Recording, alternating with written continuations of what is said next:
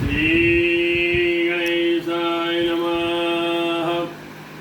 नारायणं नमस्कृत्यं नरं चैव नरोत्तमं देवी सरस्वती व्यासं ततो जयमुदीरये।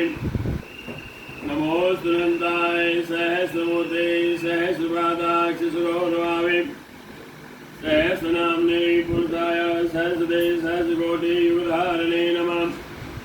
नमः कमलनाभाय नमस्ते जलसायने नमस्ते केशवाय नन्दा वासुदेव नमोस्तुते। वसुदेवसुतं देवं कंसचाणूरमर्दनं देवकी परमानन्दं कृष्णवन्दे जगद्गुरोः। गुरो ब्रह्मा गुरुर्विष्णु गुरुदेवो महेश्वरः गुरुर्साक्षात् परब्रह्म तस्मै श्री गुरुवे नमः। अथ श्री भाद्रपद शुक्ल पक्ष एकादशी मृतकथा प्रारभ्यते। युधिष्ठिरोवाच। राजा युधिष्ठिर बोले कि हे कृष्ण, भादवे के शुक्ल पक्ष की एकादशी का क्या नाम है, उसकी विधि कैसी है और पुण्य क्या है, सो मुझे कहिए। तो भगवान कृष्ण बोले कि हे आनंद, इसका बड़ा पुण्य है और स्वर्ग तथा मोक्ष देने वाली, सब पापों को हरने वाली अतुल्य जो वामन भगवान है वह एकादशी है। उसे मैं कह रहा हूँ, इसको जयंती एकादशी भी कहते हैं। इसके स्वर्ण मात्र से भी सब पाप दूर हो जाते हैं। यह उपाय जयंती का व्रत पापों मनुष्य को पापों शांत करने वाला है और से परे और कोई मोक्ष देने वाला कोई नहीं है। तो हे राजन, मोक्ष के चाहने वाले मनुष्य को यह व्रत अवश्य करना चाहिए। मेरी भक्ति में परायण ऐसे वैष्णव मनुष्य को द्वारा भादवे महीने में वामन भगवान का पूजन किया जाता है। उस पूजा से मनुष्य हरि के निकट आ जाते हैं, इसमें कोई संदेह नहीं है। कमल के समान नेत्र है जिनके, ऐसे वामन जिनके द्वारा कमल के फूलों से पूजे गए हैं। भादव के शुक्ल पक्ष में जिसने एकादशी का व्रत किया उसने सब जगत का पूजन किया। तीनों सनातन देवता अर्थात ब्रह्मा विष्णु और महेश की पूजा हो जाती है। तो हे राजन, इस कारण हरिवासन करना चाहिए और इसके करने से बाद तीनों लोगों में और कोई कर्तव्य बाकी नहीं रहता। सोए हुए भगवान इस एकादशी के दिन करवट लेते हैं, तो इसका नाम परिवर्तनीय एकादशी भी है। तो युधिष्ठिर बोले कि हे जनार्दन, मुझे बड़ा संदेह हो रहा है, उसे आप बताइए। हे देवेश, भगवान कैसे सोते हैं, कैसे अंग परिवर्तन करते हैं अर्थात करवट के लेते हैं। बलि नाम के असुर को किस लिए बांधा? हे जनार्दन, चतुर्मास्य व्रत करने वाले मनुष्य के लिए कौन सी विधि और कौन सा व्रत है? तो हे जगन्नाथ, भगवान के सोने पर मनुष्य क्या करते हैं और ये विस्तार पूर्वक बताइए, मेरा संदेह दूर करिए। तो भगवान कृष्ण बोले कि हे राजन, पापों को नाश करने वाली ये कथा सुनो। पहला त्रेता युग में बलि नाम का दानव हुआ। मुझ में परायण मेरा भक्त था। बलि नित्य ही मेरी पूजा करता था, नाना प्रकार के जप सूत्र द्वारा नित्य मेरी स्तुति करता था। परंतु उसने इंद्र से द्वेष करके देवलोक को जीत लिया। इसे देखकर सब देवता इकट्ठा होकर मंत्रागम करने लगे। हम सब मिलकर देवाधिदेव प्रभु के उसके उच्चारण में चलना चाहिए। तो उसके बाद देव ऋषियों के साथ इंद्र प्रभु के समीप आया।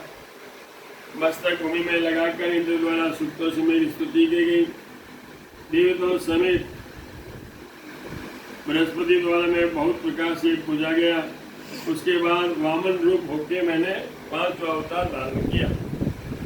तब सब ब्रह्मांड में व्याप्त ऐसे उग्र रूप धारण करने वाला जो मैं बालक, उसके द्वारा वह बलि जीता गया।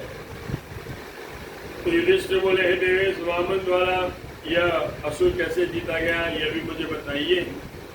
तो भगवान कृष्ण बोले कि ब्रह्मचारी ब्रह्मचारी का रूप बालक द्वारा मैंने धारण किया और बलि से प्रार्थना की गई 3 प्रमाण भूमि का दान मुझे दो। तो हे राजन, मुझे राजा बलि 3 पर भूमि देने पर तैयार हुआ। संकल्प मात्र से हुआ, त्रिविक्रम हो गया। मैं बहुत बढ़ गया।